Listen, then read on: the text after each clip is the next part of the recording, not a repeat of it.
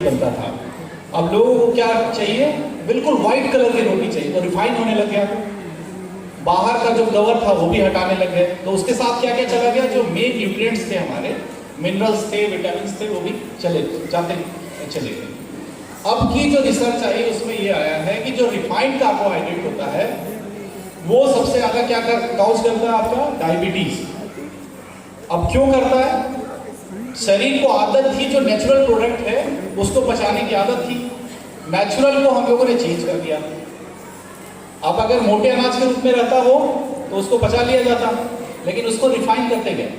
तो वैसे एंजाइम्स, वैसे हार्मोन्स हमारे शरीर में नहीं बनते, जिसकी वजह से ये दिक्कतें धीरे धीरे आने लगी।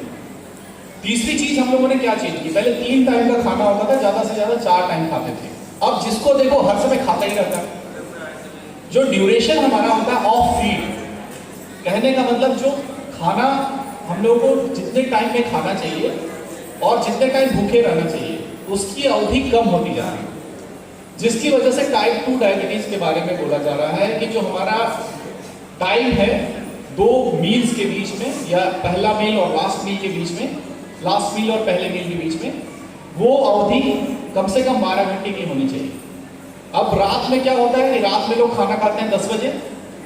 डिनर पहले क्या होता था 6-7 बजे लोग कर लेते थे, गाँव में खास करके 6-7 बजे हो जाता था, और सुबह उठते थे तो तुरंत चाय नहीं पी जाती थी। अब जैसे ही उठे सबसे पहले चाय कॉफी बना के पिएंगे, उसमें भी चीनी भरपूर, है कि नहीं। तो ये सारी चीजें चेंज करनी है, इसीलिए हम लोगों ने भारत सरकार में ये देखा कि जो फूड है मासेस में क्यों ज्यादा फैल रही, क्यों बीमारियां ज्यादा हो रही, तो इसका रिसर्च आया, लोगों ने बताया जो पहले तौर तरीके थे हमारे,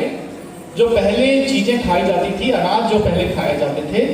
वो अच्छे हुआ करते थे, और उनकी वजह से हम लोगों की जो आवश्यकताएं थे शरीर की, मिनरल्स की, विटामिन की, कार्बोहाइड्रेट की, प्रोटीन की, जितनी आवश्यकताएं थी उतनी पूरी होती थी, और उसको डाइजेस्ट करने में हमारा सिस्टम सक्षम होता था। उसको हम लोगों ने कहीं ना कहीं डिस्टर्ब किया है, तो वो पुरानी व्यवस्था हमारी फिर से लागू होने की जरूरत है। इसीलिए मिलेट्स को, जिसको हम लोगों ने नाम दिया मोटा अनाज कहते हैं, तो लोगों को लगता है कि गरीब का खाना है, ऐसा नहीं है। अब वही चीज बताया जा रहा है कि उसको श्री अन्न बोलिए, उनका अपग्रेड करें हम लोग, नाम में भी अगर अपग्रेड करेंगे तो लोगों को एक बार बोलने में भी अच्छा लगेगा कि श्री अन्न खाया जा रहा है या उसके बारे में बात हो रही है। तो इसका नाम आज से क्या आप लोग सब लोग बोलेंगे, श्री अन्न। ज्वार, बाजरा, कोदो, काकुन, सावा, ये सारी चीजें अब धीरे धीरे उपजाएंगे, और जितनी हमारी आंगनबाड़ी बहनें हैं यहाँ पे, कार्यकर्तियां हैं, ये सब लोग आप लोग अब धीरे धीरे इसका प्रचार प्रसार करेंगे। गांव में भी एग्रीकल्चर डिपार्टमेंट के द्वारा, हॉर्टिकल्चर डिपार्टमेंट के द्वारा, हमारे FSSAI के द्वारा भी इनका प्रचार प्रसार बार बार किया जाएगा, लेकिन आपका जो मैसेज होगा घर घर तक पहुंचेगा। आप लोगों के बिना कोई भी कार्यक्रम हमारा तब तक सक्सेसफुल नहीं होता जब तक हम लोग आंगनबाड़ी कार्यकर्ती और आशा को नहीं जोड़ते। तो आप लोगों को इसीलिए मैं बोल रहा था, सुन लीजिए, तो आए तो बात करने लग गए कि आपके आंगनबाड़ी केंद्र में क्या हो रहा है, हमारे में क्या हो रहा है। हो सकता है सास बहू की बातें भी चलने लगी होंगी, तो वो बातें तो करनी जरूरी है, लेकिन ये बातें आप लोग सीखिए पहले, जहाँ जो चीजें आप लोग सीखने आई वो सीखिए,